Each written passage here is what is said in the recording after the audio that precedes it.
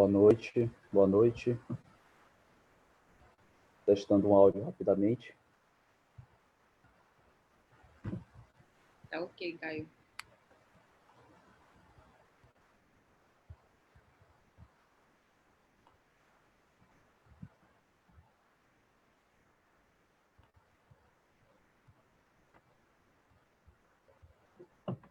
Boa noite, como é que vocês estão? Estão me ouvindo bem? Vocês podem estar utilizando o campo dos comentários para enviar as perguntas, tá bom? Eu vou estar lendo todas. Me digam se está tudo ok, se dá para me ver muito bem, se dá para ouvir o que eu estou dizendo bem. Em alguns minutos nós vamos começar, tá bom? Estou só esperando, só para dar mais um tempinho aí do pessoal se apresentar melhor.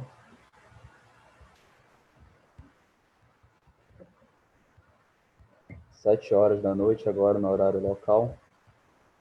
10 pessoas online agora.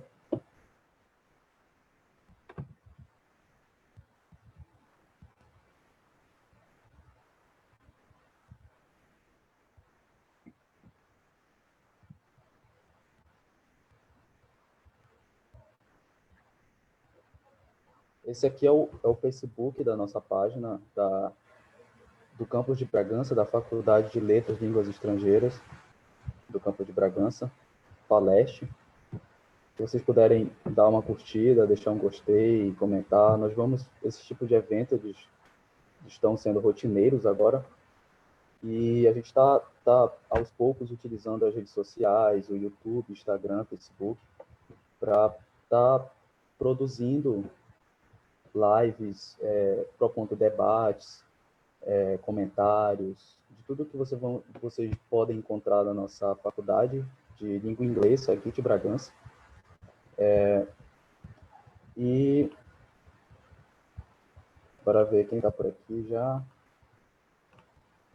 E tem 22 pessoas. Obrigado pela presença de todo mundo, tá?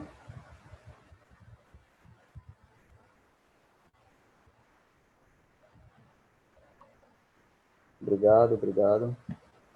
Como é que vocês estão? Estão se cuidando? Está tudo certinho? Ou não? Nós também vamos criar um canal no YouTube que vai possibilitar onde que a gente possa compartilhar. Carol, desliga o áudio e vídeo, por favor. Tá, calma, eu tô só verificando uma questão aqui. Desliga o áudio e vídeo, já tô transmitindo.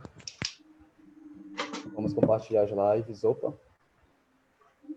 compartilhar os materiais mesmo da faculdade e não só essa live a gente pensou nessa live com muito carinho para propor um debate, uma reflexão acerca do papel, principalmente do professor, né, neste momento grave que nós estamos passando, momento de pandemia, e onde muita coisa está sendo ressignificada, muita coisa está sendo repensada. Talvez seja a mais brutal crise na história da humanidade, desde a época da gripe espanhola, e tendo como foco o professor, que também está sendo afetado diretamente, como as novas maneiras, novas práticas de ensinar, usando a tecnologia digital, redes sociais, e nós vemos muito como tabus ou de difícil acesso, principalmente para a realidade brasileira, mas agora, nesse momento de pandemia, se tornam muito viáveis, muito mais precisas. Nós necessitamos cada vez mais das mídias sociais, principalmente das redes sociais, que tem um papel fundamental aí na difusão de todo o nosso... tudo que a gente pode fazer a longa distância, né? Sem contato físico. Eu acho que já está todo mundo aqui.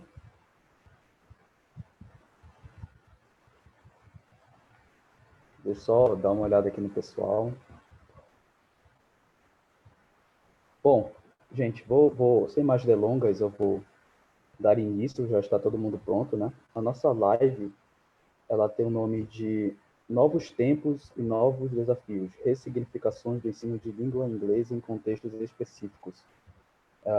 Primeiramente, meu nome é Gaio Wilson, eu sou graduando em Letras Língua Inglesa pela Universidade Federal do Pará, no campus de Bragança, e eu sou bolsista no projeto de iniciação científica de literatura chamado CRENAC, que é Configurações de Resistência em Narrativas Anglófonas Contemporâneas, e eu também sou bolsista no Laboratório de Linguagem, que funciona na Faculdade de Letras Língua Inglesa do campus de Bragança. Bom, esse evento eu já disse um pouco do que se trata, né? E sem mais delongas, eu tenho que dizer para vocês alguns avisos. Vocês podem dar uma olhada aqui no campo da nossa postagem, tem um link do certificado, você pode acessá-lo após o término da live, e todos aqueles que fizeram a inscrição prévia podem acessar o link, responder e assim receber a certificação, certo? Vocês podem utilizar as páginas aqui, o campo dos comentários para enviar sugestões, opiniões, dúvidas. E é isso. No mais, quero agradecer novamente a todos que estão aqui, 36 pessoas online agora. E, bom, eu vou chamar, sem mais delongas, eu vou chamar os mediadores que vão propor, que vão conversar com nossos convidados. Primeiramente, eu gostaria de chamar a Ana Caroline Gomes. Ela é graduanda em Letras de Língua Inglesa pela Universidade Federal do Pará, no campus de Bragança. Atualmente, ela faz parte do projeto Pro-Doutor, que é revisitando os saberes linguísticos sob a perspectiva do gênero e da tradução de especialidade.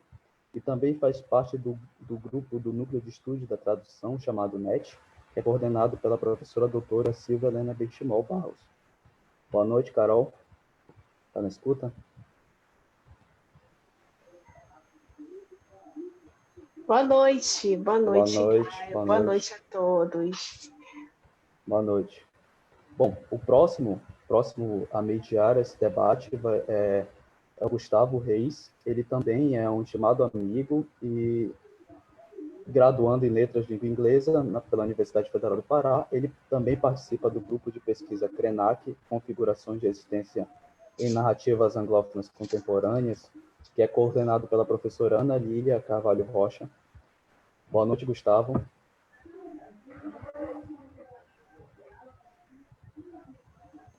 Boa noite, tudo bem? Boa noite, Gaio. Você consegue me ouvir? Boa noite a todos. Boa noite, Carol. Boa noite.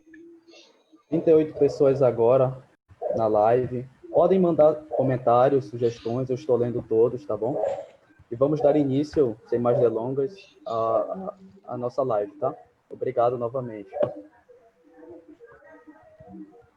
Certo. Bom, obrigado, Gaio, pela introdução. E vamos começar, né? Primeiramente, já que os avisos já foram dados, nós iremos começar chamando o nosso primeiro convidado, certo? O professor especialista Camilo dos Santos Ramos possui graduação em Letras em Inglês pela Universidade Federal do Pará, especialização em Letras de Língua Portuguesa, uma abordagem textual pela Universidade Federal do Pará. Atualmente é professor substituto da UFPA do campus universitário de Bragança e atua na área de formação de professores. Tem experiência na área de coordenação de programas bilíngues, como o PES, Positive English Solution, e a International School, atuando também como professor de cursos livres nos diversos níveis do ensino regular. Participante também do projeto de formação de conselheiros linguageiros com viés empreendedor no processo motivacional de equipe de Centro de Autoacesso, coordenado pela professora doutora Maria Clara de Santos Sá. Olá, Camilo, boa noite, seja muito bem-vindo. Olá, boa noite, estão me ouvindo bem? Sim. Sim, ok. Sim. Muito feliz boa de noite, estar aqui professor hoje. Camilo. Boa noite. Nós também estamos muito felizes em receber você. Bom, então vamos apresentar e receber a nossa segunda convidada, a professora doutora Silvia Helena Benchimol Barros. Professora Silvia Benchimol possui doutorado na área de tradução e terminologia pelas universidades de Aveiro e Nova de Lisboa, Portugal. É mestre em linguística pela UFPA e graduada em Pedagogia e licenciada plena em Letras em Inglês. É também professora efetiva da Universidade Federal do Pará e possui especializações nas áreas de Linguística Aplicada ao Ensino da Língua Inglesa pela UFPA, Psicologia Educacional com ênfase em Psicopedagogia Preventiva pela UEPA e em Assessment for ISL pela Universidade de Indiana, Estados Unidos. Professora Silvia, boa noite. Obrigada, boa noite. Boa noite à equipe, agradeço a apresentação. Boa noite, professora. Boa noite, Gaio, Gustavo, Carol, Camilo. Boa noite. Prazer. Também é uma honra ter você conosco, professora. Prazer todo. Obrigado. Bom, com nossos convidados já apresentados, vamos dar início à nossa discussão. Os 2 primeiros questionamentos têm fundamentação no capítulo Educação do livro 21 lições para o século XXI, de Yuval Noah Harari. Sim, nós utilizamos esse texto para embasar as nossas discussões, para que assim pudéssemos, né, ter uma conversa reflexiva com os professores aqui presentes. Bom, a primeira pergunta eu gostaria de direcionar ao professor Camilo, certo? O século XXI ele é composto de uma enorme quantidade de informações falsas e algumas até irrelevantes. Como isso é visto dentro do meio educacional? Essas informações falsas dentro dos meios digitais. Tá, boa noite mais uma vez. Eu gostaria até de mostrar o livro. Esse livro eu ganhei de presente logo no início do ano, e da professora Maria Clara. É um capítulo que a gente está estudando no nosso projeto de pesquisa. E exatamente no capítulo de educação, o Harari ele vem falar sobre essa questão dos excessos de informação que já são apresentados em sala de aula. Muita coisa se fala em sala de aula, e o aluno ele já chega com um arcabouço teórico ou por experiências enorme, né? E a grande necessidade hoje é saber como selecionar essas informações, né? E o professor ele é o principal agente nesse processo. Ele vai selecionar as informações que vão ser repassadas ou que os alunos eles vão utilizar. Algumas dessas reflexões que o próprio autor ele fala, ele vem citar sobre: será que a gente está usando essas informações para ajudar o nosso aluno a vivenciar os desafios que estão em todos os lugares no século XXI? Esse período que a gente tem vivido de isolamento é um período atípico, pelo menos para mim, e acredito que também para vocês, né?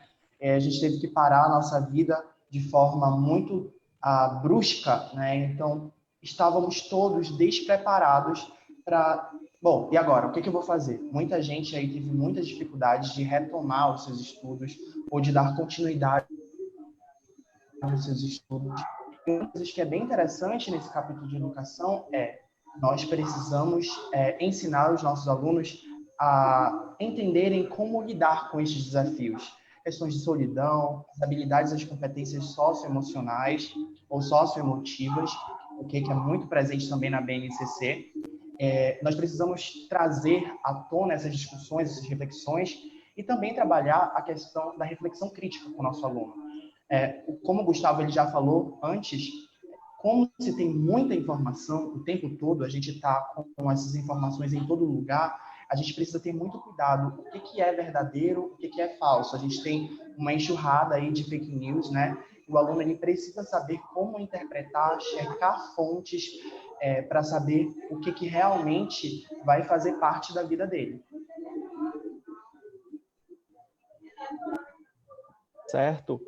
Professora Silvia, você tem algum comentário sobre esse assunto? Tudo que meu colega Camilo falou realmente reflete uma realidade que nós vivenciamos, não só no mundo pandêmico, que é a situação que se colocou agora nas nossas vidas, mas já há algum tempo, né? A tecnologia ela é uma aliada em determinado momento, mas ao mesmo tempo ela nos coloca nessa posição difícil mesmo, docente mesmo, de ajudar o aluno a selecionar o que é realmente importante, relevante, real, verídico, né? Então, esse excesso de informação, ele acaba, de fato, sendo um fator dificultador para que o aluno chegue ao ponto que ele precisa, de pesquisa, de investigação, de reflexão. Então, Harari, ele começa esse livro com a afirmação de que em um mundo de tantas informações irrelevantes, quem tem clareza é poder, né? Então, clareza é poder. É difícil ser claro num mundo tão turvo, tão inundado de desinformação.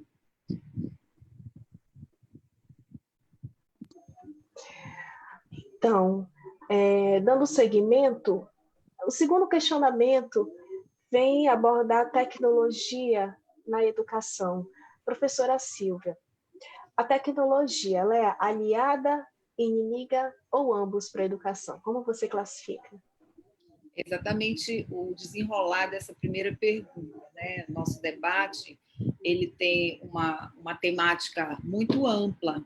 Ele vai de uma dimensão humana e social para uma dimensão mais pedagógica. Tudo isso está muito intricado, né? Está muito entrelaçado e não tem como nós destrincharmos isso, né? Segmentarmos isso.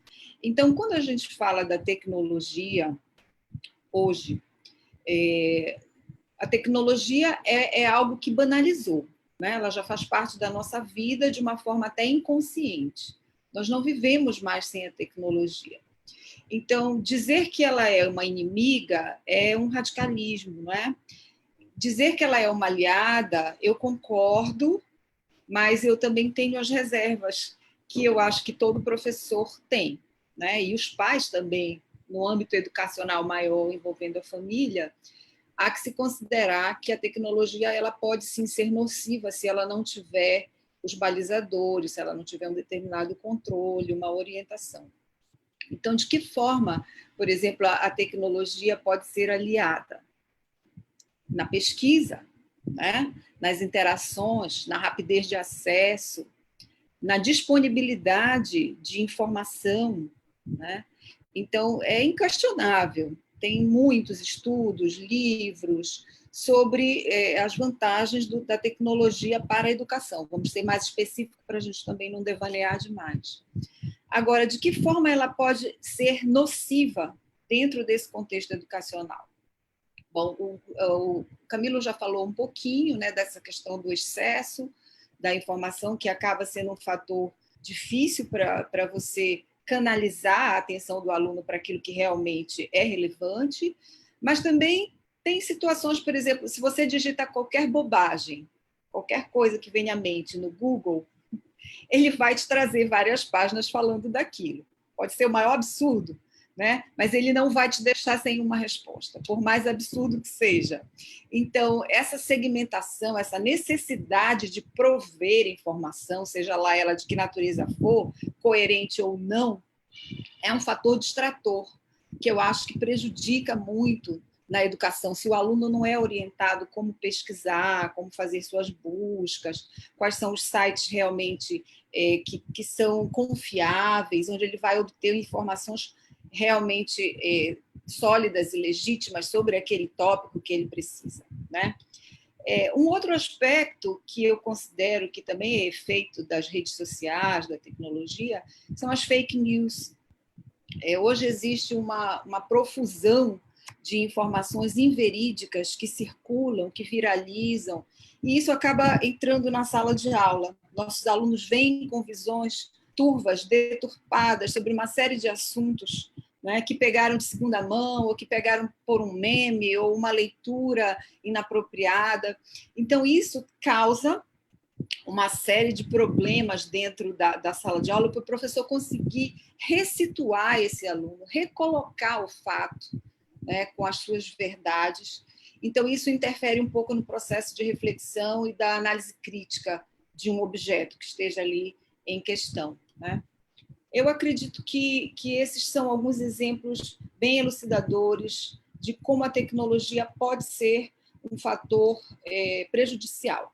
Um último comentário a esse respeito já tange a questão social, né, que também está atrelada com a educação. É a questão do acesso, né? Então, ela pode ser uma aliada se eu disponho, se eu tenho a portabilidade, se eu tenho acesso ao sinal, se eu tenho os instrumentos, os aplicativos, isso é maravilhoso. Mas e quem não tem? Né? E a gente aqui está falando de ressignificar novos contextos, desafios, e esse é um desafio de quem trabalha, por exemplo, nos interiores, né? De quem mora em comunidades, inclusive nos arredores, em regiões rurais. Então, nesse caso, a tecnologia ela pode ser um fator excludente. Seria isso. Sim.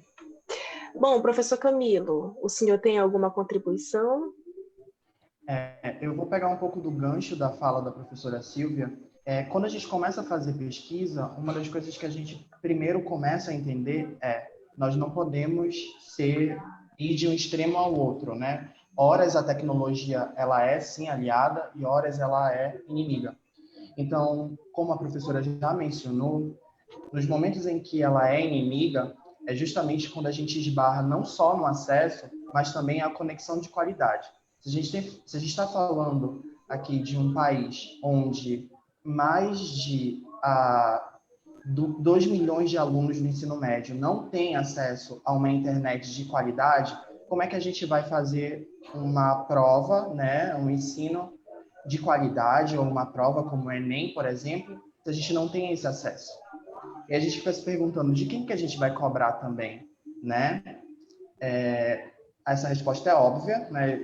E a gente precisa começar a cobrar também desses governos, seja eles de nível municipal, estadual ou federal, que se viabilize meios desse aluno e desse professor para eles trabalharem, para eles estudarem, para eles continuarem as suas atividades. Hoje, eu acho que nesse momento pandêmico, veio esfregar de uma forma muito clara no nosso rosto que a gente precisa evoluir nesse sentido, né? Existem muitas pessoas que não estão continuando por conta ou do não acesso ou por conta da conexão que é inadequada. Eu, por exemplo, se eu travar em algum momento aqui, é porque a minha internet é via rádio. Na minha rua, nós não temos internet cabeada, né? Então, é uma internet que não é de tanta qualidade assim. Então, a gente se preocupa com isso, né?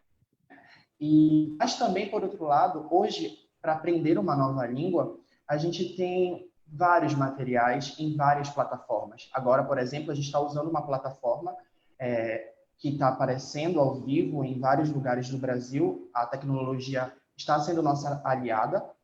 Temos muito material já escrito, né? E nesse momento a tecnologia nos ajuda. A gente tem como, sim, continuar a aprender de forma remota. A gente só precisa aí de um acesso melhor e de uma conexão de qualidade. Também acho que é isso.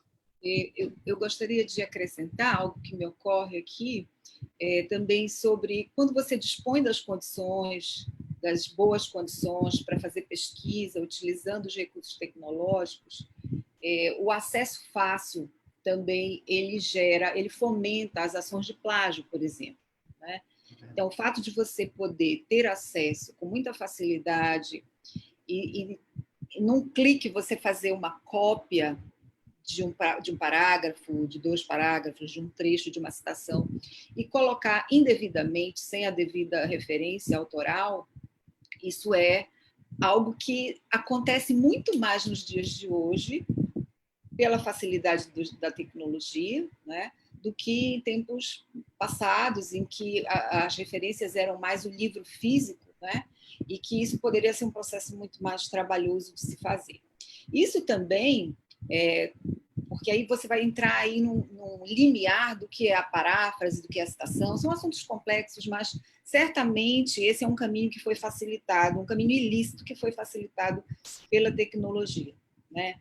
E no âmbito assim educacional, da formação infantil, adolescente, a tecnologia também acaba criando uma maneira de pensar de gerações mais jovens muito pragmática, né? Então, aquela necessidade de agilidade, de acesso, de deglutir informação sem pensamento crítico, sem questionamento, sem as elaborações.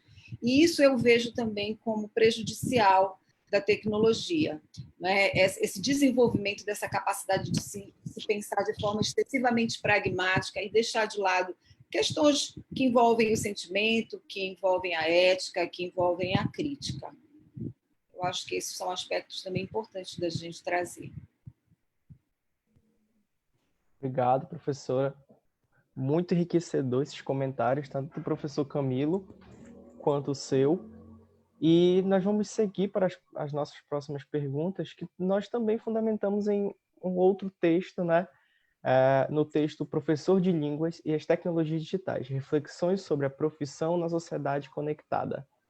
E gostaríamos de tecer comentários sobre esse texto e também que vocês demonstrassem a opinião de vocês. Carol?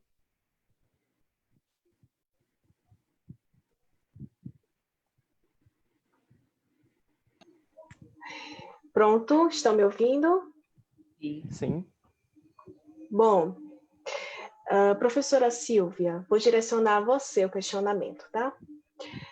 Nós temos a consciência da evolução no ensino de língua como um todo. Sabemos das dificuldades e etc. Bom, como você vê o papel do professor dentro de um contexto de isolamento? Ele tem como se adaptar a isso para prosseguir seu trabalho? É uma pergunta interessante que a gente pode responder sob diversas lentes, né? Diversas perspectivas. Vou colocar aqui 2 caminhos de resposta para essa pergunta. Primeiro, que o papel do professor, ele, embora no senso comum seja aquele do transmissor do saber, né? Daquele que dá aula, mas o professor também tem um outro papel formador que é mais interiorizado, que é a sua autotransformação através da busca do conhecimento. Então, se a gente for analisar o período de isolamento sob essas 2 perspectivas, né, a perspectiva que projeta a relação do professor com o seu aluno, que é exteriorizada, uma projeção para o exterior, da interação social, isso certamente ficou muito prejudicado, né, nesse período de isolamento. Primeiro porque foi algo, como o Camilo colocou aqui de início, subitamente ocorrido, sem tempo de um planejamento. Porque existe os cursos de educação à distância que são extremamente eficazes. Eu já fiz uma formação à distância, a nível de especialização, com alto grau de dificuldade, inclusive, né? Com muita interação, com muita disponibilidade de recursos em plataformas. Então, isso não quer dizer que a qualidade da educação decaia pelo fato dela não ser feita presencialmente. O que acontece é que foi uma situação que se colocou por causa do problema epidemiológico mundial e que nos pegou no meio do caminho, sem planejamento, né? Então, nesse sentido, o afastamento foi, sim, prejudicial, o que significa que ele não é estagnador, né? Para o professor, ele pode sim pensar em soluções híbridas de se reconectar com esse aluno através da tecnologia. Levando-se em conta, evidentemente, o que já foi falado aqui. Cada contexto tem uma especificidade e tem a sua possibilidade de realizar, de materializar essa relação com o aluno, que nem sempre vai ser via tecnologia computador, porque tecnologia não é só computador, né? O próprio lápis, a caneta, o livro são tecnologias. Bem, então, esse é um aspecto que ficou realmente prejudicado pela falta de planejamento, né? E pela falta de preparo dos professores para enfrentar isso. Por outro lado, é um espaço de crescimento para o docente sem precedentes, porque nunca um professor pôde ter um tempo, né, disponibilizado para a sua formação pessoal, para o seu desenvolvimento da sua produção científica, né, o seu planejamento pessoal. Então, são esses 2 pontos que eu gostaria de enfatizar. A formação, a função do professor na sua autoformação, que no final vai refletir no seu ensino para o seu aluno. Um professor melhor preparado, melhor formado, ele certamente vai transmitir isso ao seu aluno na sua prática. E tem a relação mais exteriorizada, que é essa relação interpessoal, que isso ficou um pouco prejudicado. A tecnologia, ela supre, parcialmente isso, mas a situação, como ela foi colocada para nós, né, mundialmente, realmente causou um prejuízo grande, eu considero. Sim, de fato. Professor Camilo, o senhor tem algo a contribuir? Tenho sim. Bom, primeiro eu acho que a gente precisa entender de que professor é que a gente está falando, né? Ontem a gente conversava no grupo de pesquisa sobre os sistemas adaptativos complexos. Uma das coisas mais importantes que a gente precisa entender é que tipo de professor ou que tipo de aluno, que perspectiva a gente está falando, né? Como essa pergunta ela é direcionada para o professor, esse professor, sim, ele teve que se adaptar. Realmente, como a professora Silvia ela já mencionou mais uma vez, do dia para a noite. O professor ele adormeceu usando o pincel e o quadro e amanheceu um youtuber. Né? E como é que esse professor ele se adaptou? Isso é uma área que pode ser pesquisada daqui a pouco ou agora. Né? Esses números e também essas informações elas vão ser muito importantes para outras dificuldades que possivelmente nós iremos passar.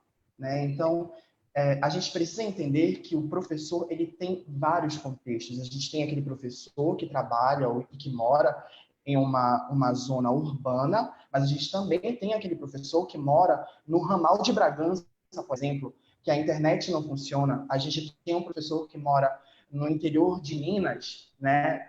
Esses contextos, eles precisam ser levados em consideração. A gente precisa entender qual é a idade desse professor. Será que esse professor também não tem uma afinidade maior com as tecnologias tradicionais? Né? Essa adaptação, ela é necessária. E, mais uma vez, como a professora Silvia ela reiterou, como se deu, a forma que se deu tudo, foi prejudicial, sim. Houve muitas perdas. Porém, é preciso se renovar. Eu via no Facebook um dia desses que não haveria aplausos para professores. Eu não sei se vocês viram. Que muita gente se readaptou e etc. E o professor também se readaptou. O professor ele precisou renascer. A educação se reinventou.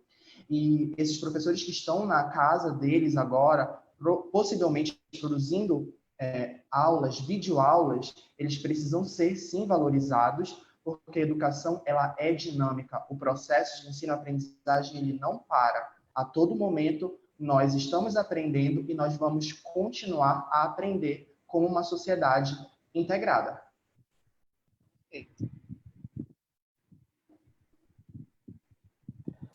Certo, muito obrigado pela contribuição de ambos.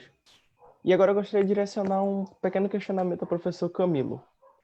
Nós aprendemos durante a nossa graduação sobre o uso dos métodos para o ensino e, junto a eles, nós aprendemos também a história da evolução desses métodos. Eu gostaria de saber se esse background, se ele, no contexto atual que nós estamos vivendo, ele pode ser adaptado ou ele pode influenciar nesse uso das novas tecnologias? Como? Essa pergunta é muito interessante. Eu amo estudar sobre os métodos de abordagem de ensino. E se a gente for fazer um panorama histórico das metodologias e abordagens, desde lá do Grammar Translation até o que a gente tem ouvido muito nos cursos de inglês, que já vem se discutindo muito, que é o Communicative Approach, a abordagem comunicativa, que também não é novidade, né? A gente já tem aí quase mais de 100 anos de discussão sobre isso, e ainda tem muito professor que sente dificuldade de pensar nessa como é que esse aluno aprende, a função comunicativa, etc. E isso tudo também esbarra na formação desse professor. A gente precisa entender que não há, e mais uma vez a gente fala sobre isso, não há uma fórmula mágica para aprender, né? A gente precisa entender que a gente vai se adaptar, sim, a esse contexto atual. A gente vai se utilizar de novas tecnologias, ou essas tecnologias, na verdade, não são tão novas, isso já existia, a gente está se apropriando delas de uma forma muito emergente, mas está, tá? Com um atropelo o outro, mas nós estamos lidando com elas. E esse professor, ele precisa também, em frente disso, se adaptar como é que eu vou colocar essa aprendizagem para o meu aluno. Como é que o meu aluno ele vai ser avaliado, por exemplo? Uma coisa é você falar sobre aprendizagem remota, outra coisa é você falar sobre EAD, eu acredito que a professora Silvia, na próxima pergunta, ela também vai falar sobre isso, A gente tem falado muito sobre essas diferenças, né? A gente tem hoje, por exemplo, as videoaulas. Como é que esse aluno aprende? Como ele vai continuar aprendendo? Essas adaptações a esse contexto de novas tecnologias são muito necessárias, essas reflexões também, né? E não tem nada muito novo. Sim, essa discussão ela vem sendo mais urgente, mas não há surgiu uma fórmula mágica. Não. Isso já vem sendo discutido há bastante tempo e a gente esbarra no mesmo problema, que é o acesso. Sim, sim, muitas vezes os nossos alunos e até mesmo os nossos professores não têm acesso a uma formação continuada para poder utilizar essas novas tecnologias, né? Professora Silvia, você gostaria de tecer algum comentário sobre? Sim, acho que eu posso também aproveitar a fala do Camilo, quando ele traça essa trajetória, né, dos métodos de ensino para então relacionar com a tecnologia aplicada. E aí o que eu gostaria de acrescentar é que, paralelamente à evolução dos métodos, que data aí início dos anos 60, até agora, né, a geração pós-método, tão propagada pela nossa professora Alba Celani, a tecnologia aplicada também teve sua história, né, também teve sua trajetória, que andou par e passo com a história do ensino de línguas. Então, o Warsaw, que todo aluno de língua inglesa deve ter tido contato, ele propôs inicialmente uma trajetória trifásica, né? Ele traçou a fase behaviorista do CALL, que é o Computer Assisted Language Learning, depois a Communicative CALL e depois Integrative CALL. Então, pensava que se chegou na fase integrada, ali já parava tudo, né? Mas só que a tecnologia, ela avança de uma forma rocket-like evolution, que não dá para você ficar didaticamente tentando fragmentar essas fases para efeito de estudo. Esse passo, ele descompassou, né? Porque a tecnologia ela evolui do dia para a noite de uma forma virtuosa e em tempo muito curto. Então, grande evolução em tempo muito curto. Então, o Bax vem e propõe duas outras fases que eu acho que ele tenta aí dar o fechamento dessa questão evolutiva da tecnologia aplicada ao ensino de línguas.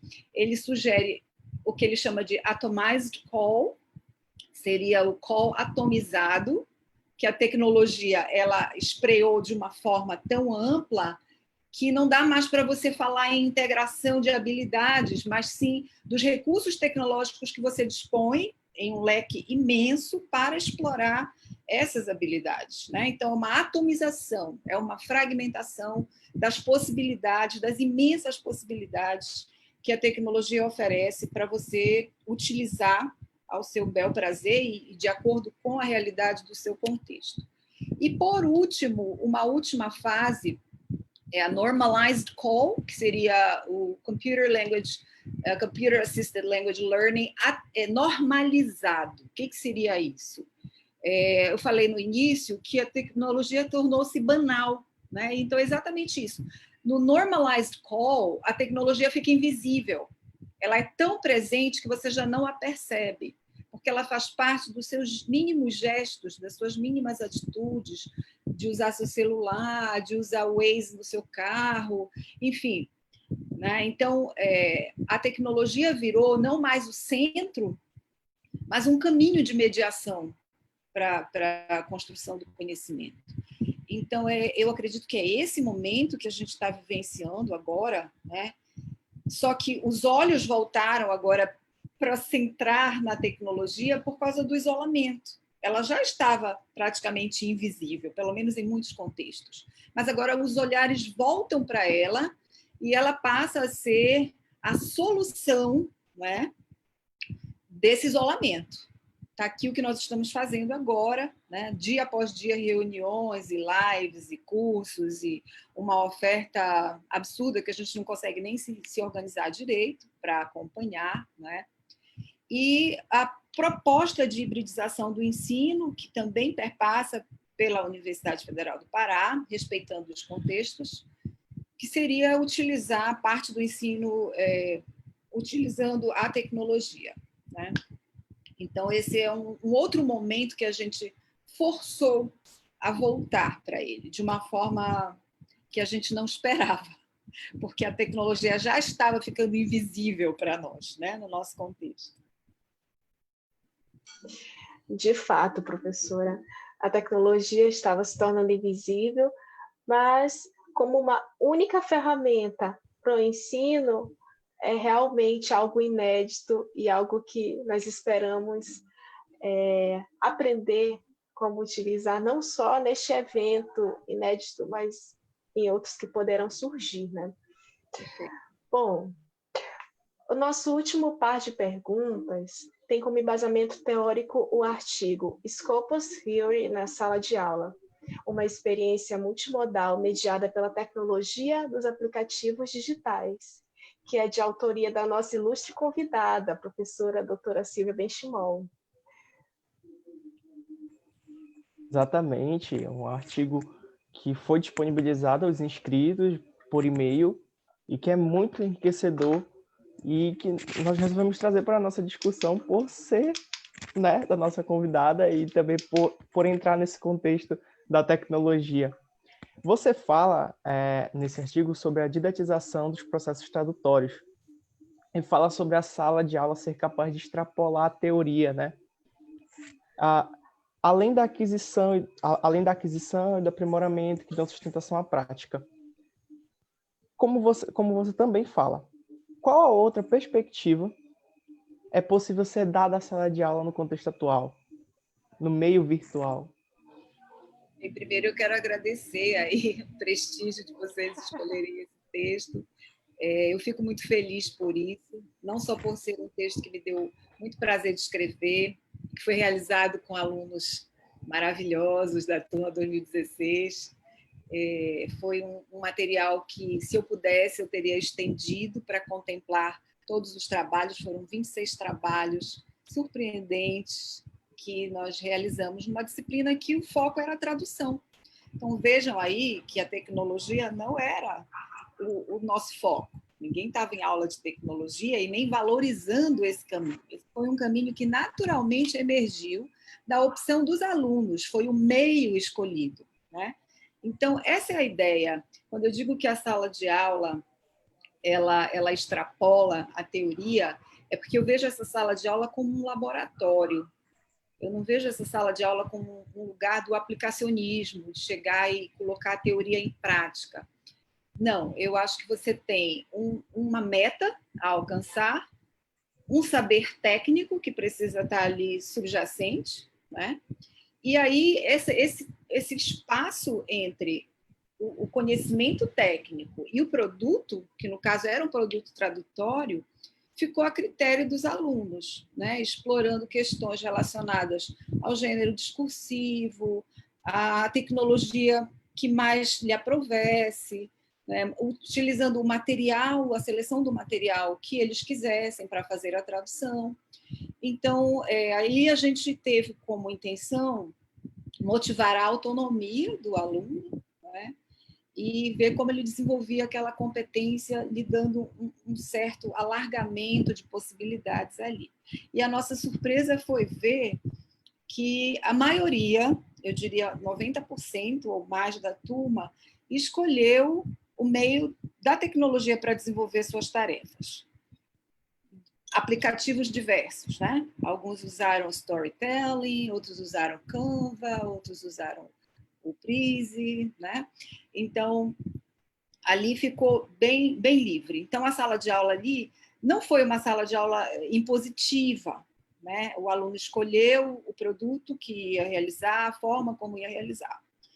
Então, nesse sentido, eu penso que a tecnologia entra naquele fator de normalização que a gente falou, né? Apenas é um caminho, um dos caminhos possíveis, porque se o aluno quisesse tirar fotocópia de um livro e fazer a tradução daquele trecho, ele poderia fazer. Isso daí não foi imposto, né?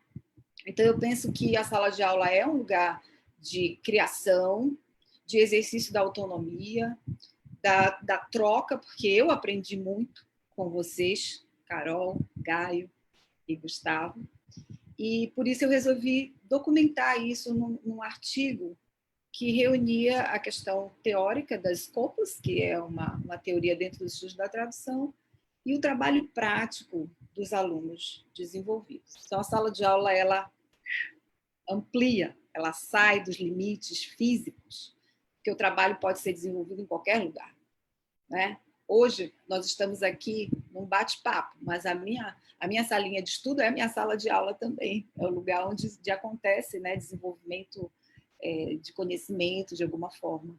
As plataformas são também. Então, é essa perspectiva, Carol. Professor Camilo, você gostaria de tecer comentários sobre o que a professora Silvia falou?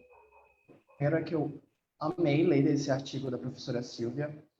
Eu gosto muito de ler artigos que falam justamente sobre isso, que são frutos de disciplinas ofertadas nas grades de uma graduação, por exemplo, que retomam as práticas pedagógicas de dentro de sala de aula. A gente tem participantes ali que estão interagindo com a gente no nosso cotidiano. Eu gosto muito dessa visão humanizada, né? Então, a gente consegue entender que a sala de aula, desde o Tião Rocha, por exemplo, que cita que a gente tem aprendizagem embaixo do pé de uma mangueira e que a gente não pode simplesmente pensar na sala de aula como um aspecto físico, as quatro paredes, o quadro, os slides, etc., que a sala de aula é muito mais que isso, né? Então, isso ficou muito claro no artigo da professora Silvia, em que ela usa a tecnologia, na verdade, como ela já disse, foi um meio, né? Acabou sendo algo natural, aconteceu de uma forma espontânea, e principalmente com o desenrolar das atividades pelos próprios alunos, né? Os alunos, eles se apropriaram da que era ensinado dentro da sala de aula, e eles produziram trabalhos muito bons. Então, a gente vê também que o aluno, como um aprendente autônomo, ele consegue produzir coisas que nós mesmos não conseguiríamos, por exemplo, né? E a gente fica muito feliz porque os alunos, eles conseguem, essa nova geração, né, que eu já estou ali no meio, já não sou tão novo assim, eles estão superando os desafios, eles estão produzindo também, e a gente acaba aprendendo a todo momento com eles. Eu acredito que é isso. Perfeito. Houve uma predominância de escolha dos aplicativos de infográficos, né? Os aplicativos digitais de design gráfico, coisas que eu particularmente não conhecia. Então, houve trabalhos muito criativos de transformação de gênero, tradução interlinguística, transformação de gênero e negociação simbólica, porque houve uma adequação de determinados textos de imagem, de outros gêneros que foram colocados, localizados em outro contexto cultural, contexto bragantino, por exemplo. Então, ali, os trabalhos têm uma riqueza que se pode aprofundar muito. Então, o artigo limitou-se a um recorte, mas houve ali uma riqueza muito maior, que extrapola muito o que vocês viram ali dentro do artigo.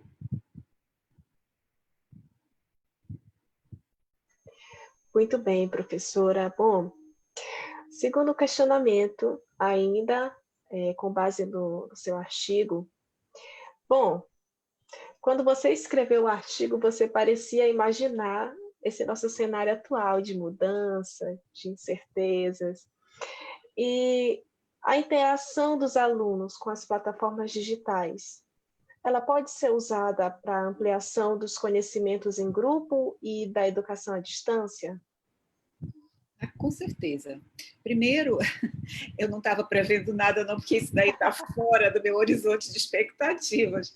Eu, nem me esforçando a vida inteira, eu não conseguiria imaginar uma situação dessa como a gente está vivendo, né?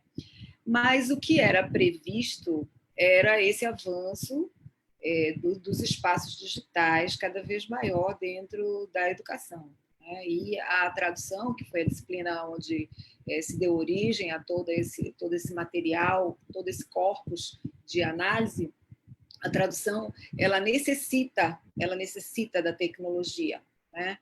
Então, é muito difícil você hoje conceber um tradutor fazendo seu trabalho utilizando só o dicionário físico, caneta e papel. Ele vai durar uma eternidade e existe uma pressão mercadológica também, né, que você tem que racionalizar isso e fazer outras considerações sobre a necessidade, a demanda de tempo que está envolvido num projeto tradutório. Então, as plataformas digitais, todos os recursos, os aplicativos que foram utilizados, certamente foram espaços de desenvolvimento de conhecimento, não só da tradução, mas do próprio manejo do aplicativo, né? E ali foram se construindo algumas coisas, foram se delineando a questão não só do texto verbal, mas do texto multimodal, né? Das cores, das letras, das formas que vocês escolheram. Tudo isso é uma linguagem, e uma linguagem que seria impossível você realizar sem o recurso tecnológico, né? Sem a plataforma, sem o espaço apropriado com as ferramentas para você fazer aquilo. Então, nesse sentido, eu vejo que esse é um caminho sem volta. É um caminho sem volta. Muito embora ainda não seja um caminho democrático para todos os contextos, né? Por tudo que foi falado até aqui, que é o objetivo focal desse debate, que é considerar os novos contextos, os desafios, etc., e a ressignificação dessas coisas, mas certamente que as plataformas digitais são um espaço de extrema utilidade para a construção de conhecimento. Eu não coloco no center of the stage, tá? Porque eu acho que não é isso, eu acho que no centro está a aprendizagem e o aluno, e não a tecnologia, que é apenas o meio. Mas o espaço, o contexto tecnológico, ele é, sim, estimulante para o desenvolvimento dos alunos, com certeza. Sim, sim. Professor Camilo, o senhor tem alguma contribuição na fala da professora Silvia?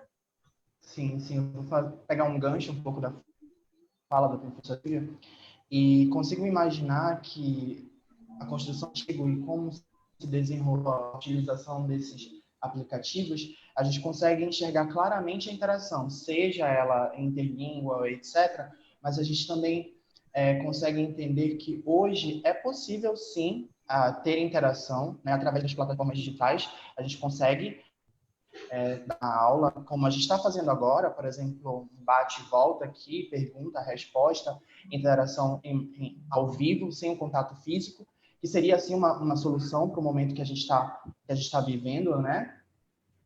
Então, eu acredito que a apropriação desse professor sobre o conhecimento dessas plataformas, elas facilitaria-se muito em relação ao desencaminhar do processo de ensino-aprendizagem. Esse professor, ele precisa entender, ele precisa ser formado de uma maneira melhor, porque a tecnologia, como a professora Silvia ela já retomou, ela veio para ficar, né? Então, a gente não vai conseguir mais fugir disso, a gente precisa se apropriar das ferramentas avaliativas, formas de ensinar, seja do call, seja de outras abordagens e de outras metodologias de ensino, para a gente conseguir oferecer uma educação de qualidade também para esse aluno. Ele precisa continuar. E nós também. Exato. Eu acrescento que eu não tinha realmente dado ênfase no aspecto da colaboração, né, dentro das plataformas, mas isso aí é algo também perfeitamente factível no momento que você tem uma organização e um espaço adequado e o planejamento para fazer isso. A tradução, por exemplo, é um campo onde a gente trabalha muito colaborativamente com pessoas de diversos países e o trabalho é feito dentro de plataformas, com base de dados, construção de base de dados, terminológico, ajustes terminológicos, ajustes de estilo, e isso é feito, e hoje é um campo de estudo muito grande, que são as traduções colaborativas, que são feitas por milhares de pessoas no mundo, e, de repente, um livro que acabou de sair, do Harry Potter, por exemplo, né, é traduzido por um grupo de pessoas interessadas no assunto, de diversos países e que, de repente, transformam aquilo numa obra traduzida. Claro que tem aí problemas de filtro, de qualidade, etc. Isso aí é normal. Mas dentro da plataforma é perfeitamente factível a interação, a construção colaborativa do conhecimento. Perfeito, perfeito. Professor Camilo, o senhor que é um estudioso da linguística aplicada, quando a professora Silvia estava falando do uso da tradução em sala de aula, o que passou pela sua cabeça? Porque nós sabemos que nós temos um tabu em volta da tradução, né? Isso não só nesse momento, mas durante todo o período. Sim, o que você pensou durante isso, a fala dela?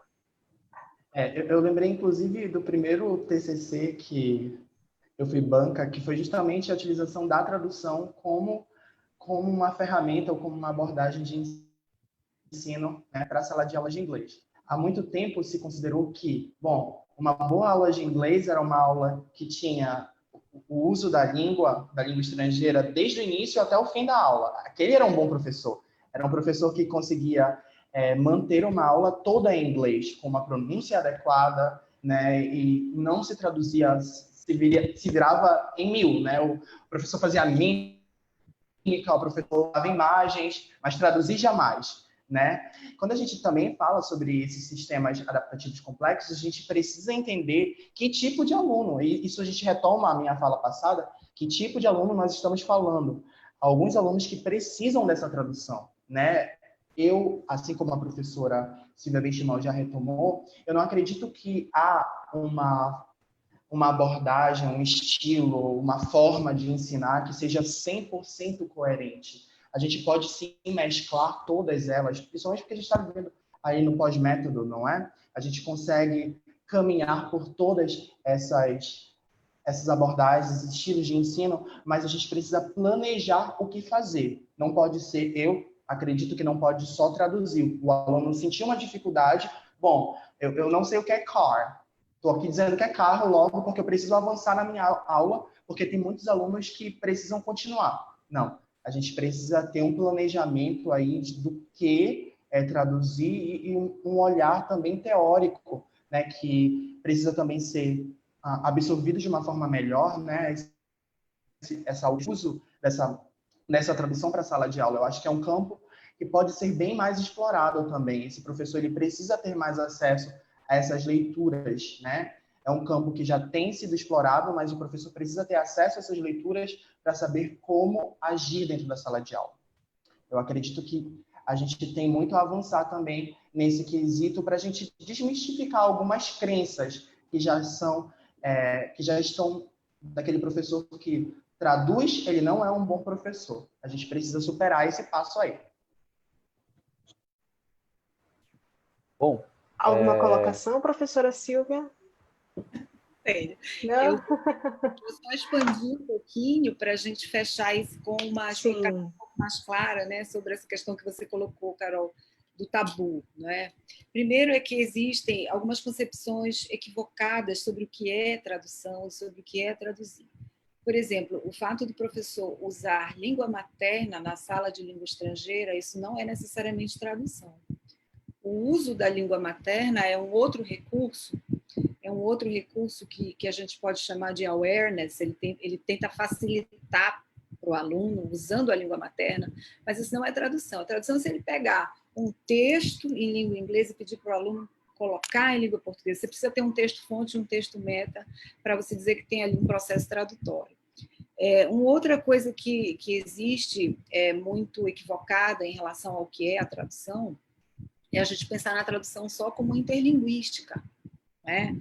Então, o fato de um professor, vamos sair até da aula de inglês, tá? Vamos para uma aula de linguística aplicada, tem um texto teórico denso de um autor, do Idelson, por exemplo, explicando o seu processo de competência comunicativa, aí você quer tornar aquilo mais acessível ao seu aluno.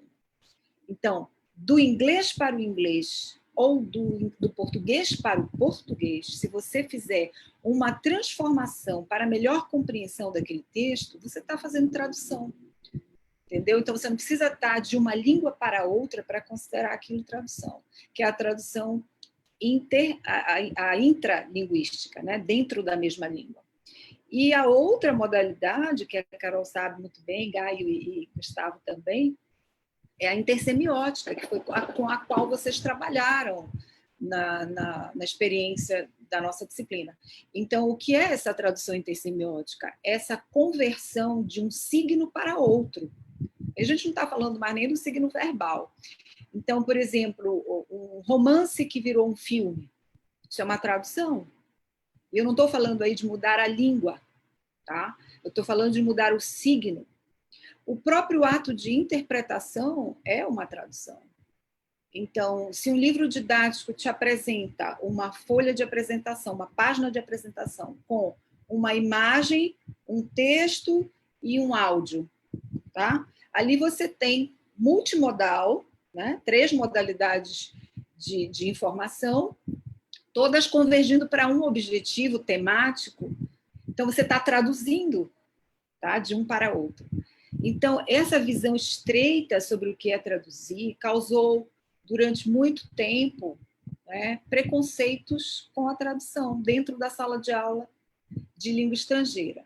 Eu também não sou adepta de você usar a língua materna dentro da aula de língua estrangeira. Isso não é tradução, tá?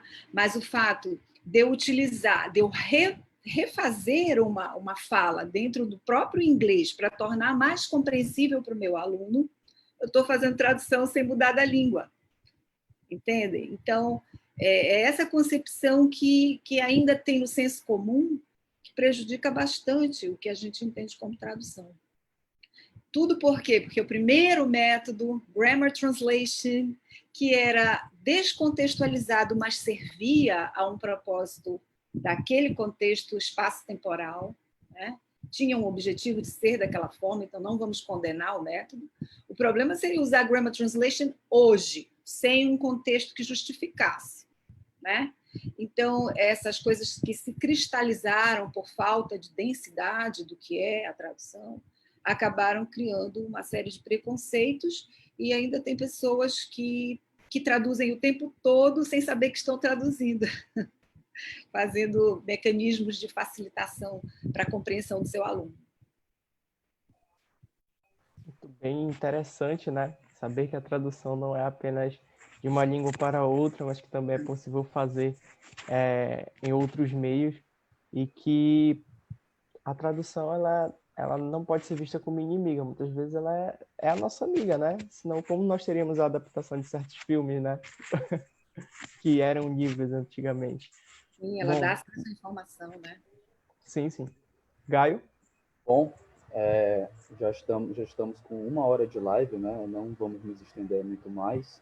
E esse tempo final está destinado a algumas perguntas do público. Eu separei algumas que eu vou ler para vocês, e aí vocês podem responder, doutora Silvia, Camilo, professor Camilo. O primeiro, o Rodrigo Ramos, ele pergunta o seguinte: os cursos de licenciaturas precisam incluir as tecnologias de informação e comunicação no processo de formação docente inicial. O que vocês pensam a respeito da grade curricular dos cursos de formação docente, partindo da realidade do campus de Bragança, na atuação dos professores? Posso começar? Pode. Bem, eu concordo que, por tudo que já foi falado aqui, que nós não podemos relegar essa formação ao professor que está no seu curso de licenciatura, né? A formação na tecnologia. Porque a tecnologia que banalizou é uma tecnologia de uso pragmático, né? Não é exatamente uma tecnologia especializada, aplicada ao ensino. Então, isso faz falta, sim, dentro de um currículo. O que acontece é um problema meio que matemático, de carga horária, né? Aí eu falo também do ponto de vista da gestão. Os nossos cursos de licenciatura, eles se propõem um desafio muito grande, não é? Que é você aprender a língua, aprender sobre a língua e aprender a ensinar a língua. Então, esses 3 aspectos, por si só, já tomam o curso e extrapolam. Então, aí sim é preciso um grau de autonomia e de um professor mediador que não concentre em si o saber disso. Então, o professor ele é ali a pontinha do iceberg na sala para estimular que o aluno mergulhe e vá atrás também dessa formação, né? Então, é o professor mediador, é a sala de aula laboratório, é a parceria nessa busca. O aluno não vai conseguir isso num pratinho para ele digerir. E o curso, ou ele vai ter que achar uma fórmula, né, para dividir esse tempo de uma forma racional para trabalhar. Então, aí está a necessidade da formação continuada. O curso não se esgota nos 4 anos. Então, se aquilo me faz falta, eu tenho que ir atrás da formação continuada e desenvolver pontos que eu considero que não ficaram devidamente explorados dentro do curso de licenciatura, que isso acontece em qualquer curso.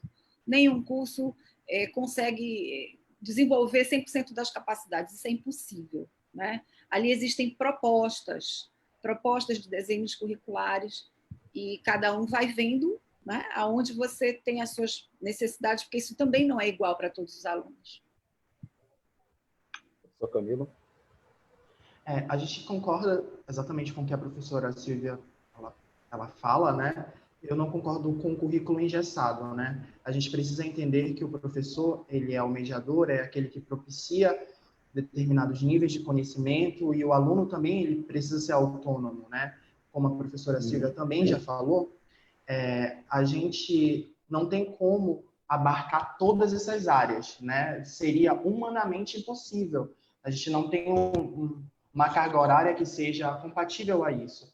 Mas esse aluno, ele precisa também se adaptar a esses contextos diversos, né? Ele precisa saber que, bom, eu tenho uma afinidade ou eu preciso disso hoje. Pode ser que quando o currículo ele foi instituído lá, aos 2 anos, 3 anos, não era algo tão vigente, mas que se mostrou, como tudo é muito dinâmico, tudo acontece o tempo todo, né? A gente precisa ter essa noção.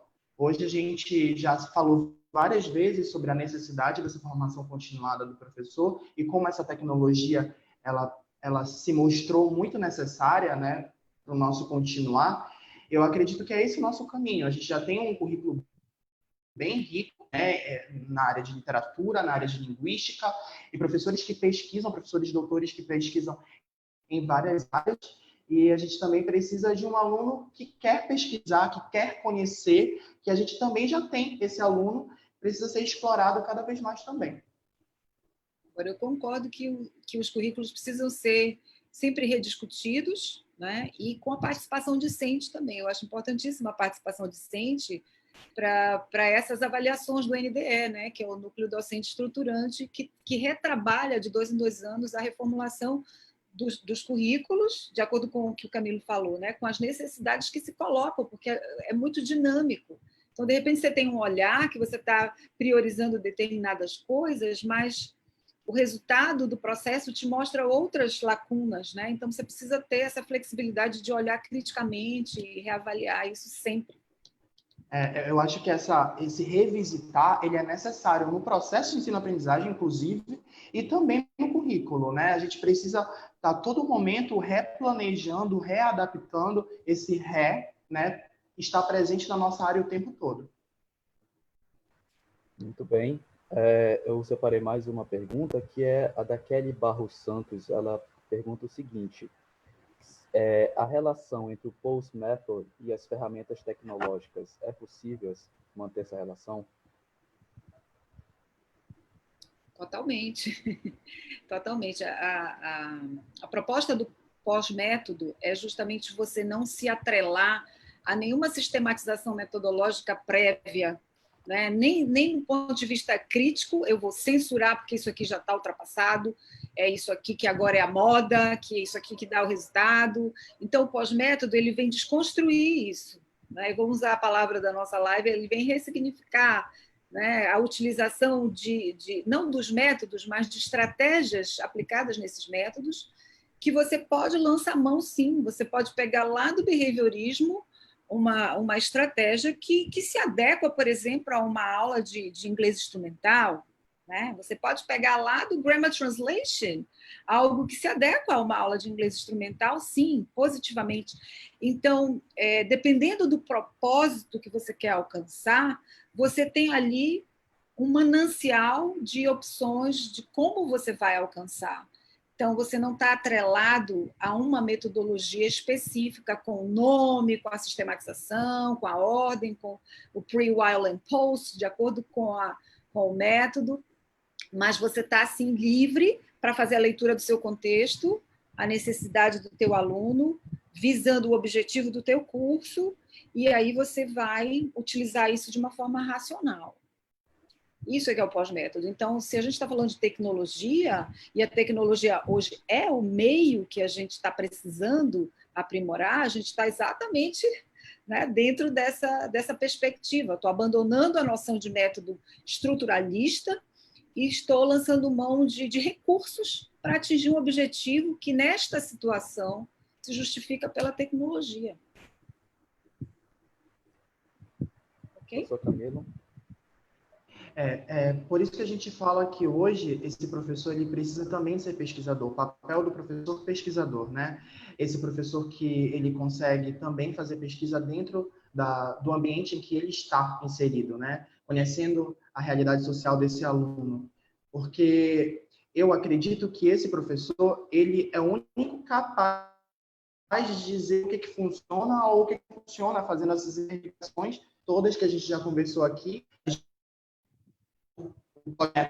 A gente consegue fazer, pegar, né, várias características dos métodos e abordagens de ensino passadas e usar de acordo com o contexto social desse aluno, de acordo com o contexto de aprendizagem dele. Então, eu acredito sim que essa interação, que essa aprendizagem, ela consegue ser vista de uma forma muito efetiva quando ela é ligada à tecnologia, sim. A gente está se readaptando e ressignificando tudo isso.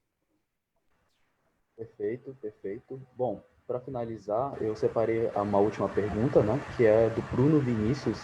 Ele pergunta o seguinte: as tecnologias elas são fruto, elas afloram muito rápido. Então, como eu posso tornar o acesso dessas tecnologias mais acessível para os alunos, principalmente na realidade brasileira, que, por exemplo, não é todos os alunos que não possuem nem um caderno, uma mochila. Essa é uma pergunta que tem uma resposta mais política do que pedagógica, né? Exato. Mas há sempre um espaço de manejo do docente que ele pode fazer alguma coisa, né? Eu acho que a gente também não pode atribuir a responsabilidade para um outro setor e ficar de braços cruzados, né? Então, como eu falei anteriormente, a leitura do contexto pelo docente, ela é crucial para qualquer planejamento. Eu não posso planejar uma aula utilizando recursos que eu não sei se o meu aluno vai ter para fazer. Então, nesse sentido, acho que o professor tem que ser muito democrático de avaliar o que é possível, né? O que o aluno pode alcançar, o que ele tem como ferramentas ali dentro da realidade dele. É evidente que, dentro de uma aula, que o enfoque seja a tecnologia aplicada ao ensino, o professor tem que mostrar o que existe, né? O que está disponível para ser utilizado. O que não significa que isso vai estar ao acesso daquele aluno, né? E, infelizmente, a gente não tem como tornar isso acessível amplamente como gostaríamos que fosse. Mas uma das ferramentas que a gente utiliza são os laboratórios. Então, o aluno pode não ter na sua casa, mas dentro da universidade tem a obrigação de oferecer um espaço, né, de desenvolvimento dessas habilidades, que seria o laboratório, mediado, orientado pelo docente e tudo, né? E depois, se o que a gente espera é que a educação transformadora, né, tenha condições de mudar um cenário socioeconômico desse aluno, ou que ele se desloque através da sua competência mesmo e venha ter o acesso, né, em outro local, de repente. Então, aí ele recebeu o conhecimento teórico. A gente também não pode nivelar por baixo. O meu aluno não tem acesso, então ele não precisa saber que isso existe. Isso aí eu sou contra. Eu acho que precisa abrir abrir, né? E dar as oportunidades que a universidade pode dar, que, no meu olhar agora, assim, pensando rapidamente, penso nos laboratórios como uma solução para isso, para esse acesso. Eu vou tentar não problematizar tanto a pergunta, né? Porque realmente ela tem um cunho muito político, sim. Quando a gente fala sobre essa questão do acesso à tecnologia, a gente fala sobre a democratização ao acesso, a gente não pode ser unilateral em relação a isso, né? Assim como o professor ele não vai descobrir uma fórmula para ensinar da noite, também não é só cobrar e cobrar, né? Eu acho que deveria ser uma forma conjunta, né? Precisa sim haver um diálogo, né, desse professor que trabalha em diferentes áreas urbanas, rurais e do poder público para que esse acesso ele seja facilitado ao aluno, né? Porque a gente tem muita gente aí parada sem estudar por conta do acesso, né? Então, como eu já falei no início, a gente tem muita informação, sim, saber utilizar essa informação é um desafio, mas tem gente que não tem acesso a essa informação porque não tem condições financeiras, sociais, econômicas, etc., para encontrar aí nas plataformas digitais ou no uso das tecnologias, porque não tem um computador, porque não tem um celular, porque não tem uma internet de qualidade. Então, a gente precisa também cobrar, né? A gente vive em um país que se paga impostos muito altos. Eu disse que eu não ia problematizar, mas é impossível. A gente vive num país onde a gente se paga muito para ter uma educação de qualidade, uma educação pública de qualidade. E a gente, como professor, como docente, a gente está aqui, está tentando, está se reinventando, está ressignificando para dar a esse aluno. Só que se esse aluno não tem condições, principalmente nessa época que a gente está vivendo, né, que a gente não consegue ir para um laboratório, por exemplo, porque está tudo fechado, como é que esse aluno vai ter acesso? Eu acho que esse é um ponto reflexivo que a gente precisa pensar, que a gente precisa formar esse aluno a ter consciência crítica também, para ele saber votar melhor, né? Que ele precisa, sim, que a gente já é cobrado na BNCC, que a gente já é cobrado nos parâmetros nacionais curriculares também a usar essa tecnologia, só que a gente precisa também encontrar meios para trabalhar. Esse professor ele precisa ter um meio para trabalhar também, e esse aluno para interagir. Um grande problema que a Universidade Federal do Pará encontra agora nessa situação em que nós nos encontramos, né, é justamente não criar uma fórmula de solucionar o problema de uma forma geral para a instituição, porque a Universidade Federal do Pará é imensa, né? Pensa em 10 mil alunos, né? E nos campi, cada campo tem uma realidade, né? Por exemplo, Breves, Soure, Capanema, Cametá, Bragança, né? Então são realidades às vezes bem distintas, né?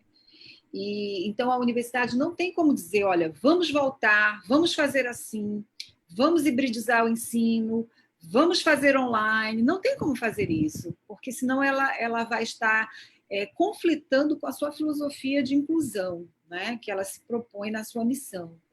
Então, por isso hoje, com a nova medida provisória do MEC, a 544, que adia até 31 de dezembro esse reinício presencial das aulas, a situação é diferente, né? A gente pode aqui estar considerando um contexto macro e depois um contexto situacional mais focado para esse momento.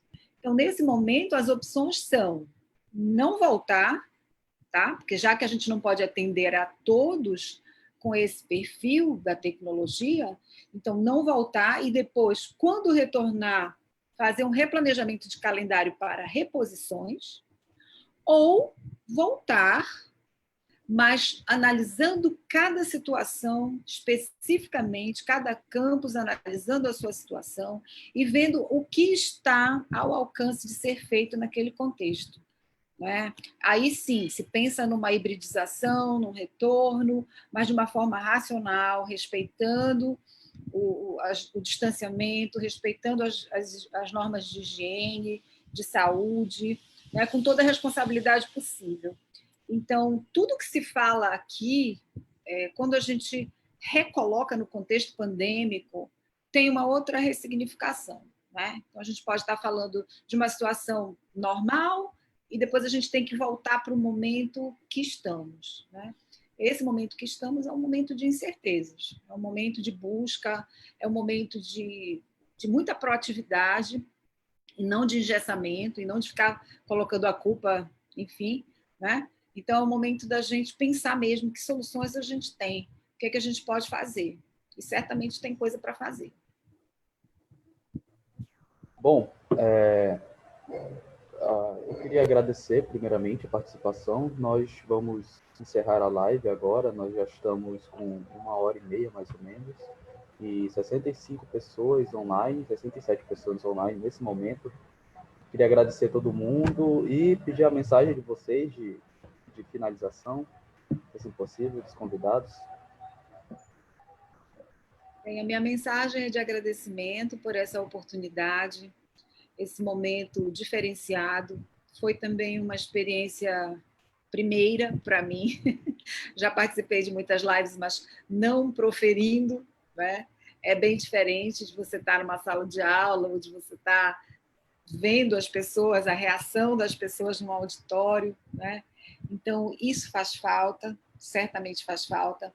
Você não sabe como as pessoas estão reagindo ao que você está falando, e isso me faz falta. Eu sou muito do tato, vocês me conhecem.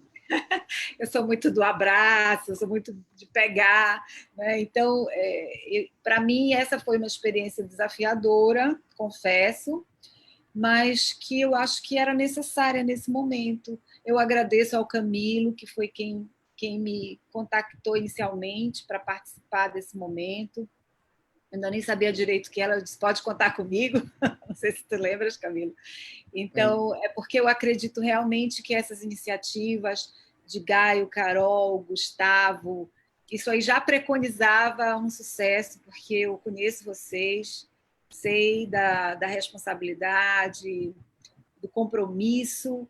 Então, eu me sinto privilegiada de poder ter participado com vocês nessa noite. Espero que a gente tenha trazido aqui, em termos de reflexão, possa, de repente, clarear alguma coisa, ou confundir mais, que também ajuda, né?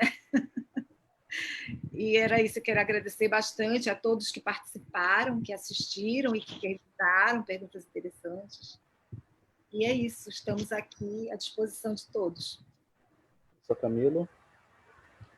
Bom, as minhas saudações saudosas, né? Tô com muita saudade de tudo. Eu acho que esse professor, a gente precisa valorizar o professor de sala de aula, né? A gente está com saudade de todo aquele momento que a gente tinha no âmbito escolar, universitário, etc. Eu agradeço muito à professora Silvia por ter aceito o convite. Eu sei que todas as vezes que eu digo, bom, professora, é eu e você, sou eu e você, vamos lá, ela sempre tem um sim, com muita competência, muita clareza, né, nas suas falas e também nos meus alunos. Um bom professor, isso fica para todos nós, o bom professor é aquele professor que perturba, né, o professor perturbador.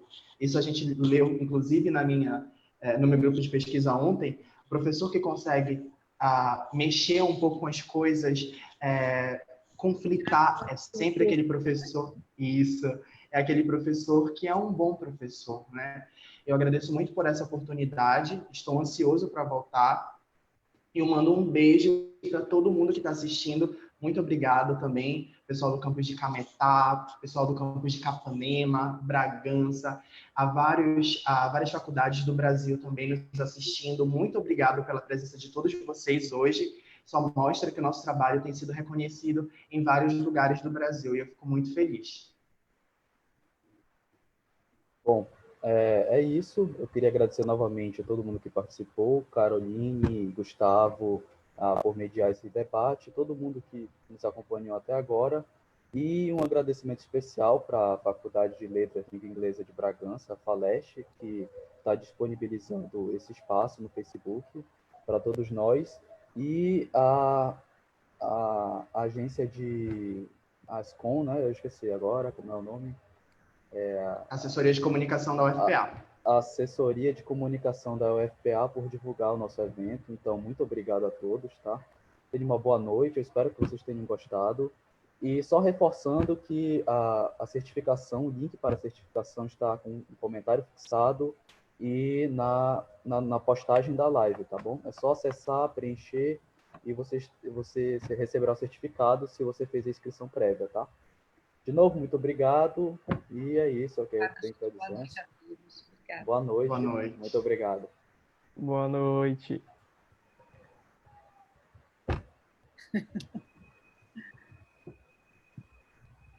Calma, gente, que eu já vou encerrar aqui. Calma aí, deixa eu ver se aparece aqui, porque é um delayzinho.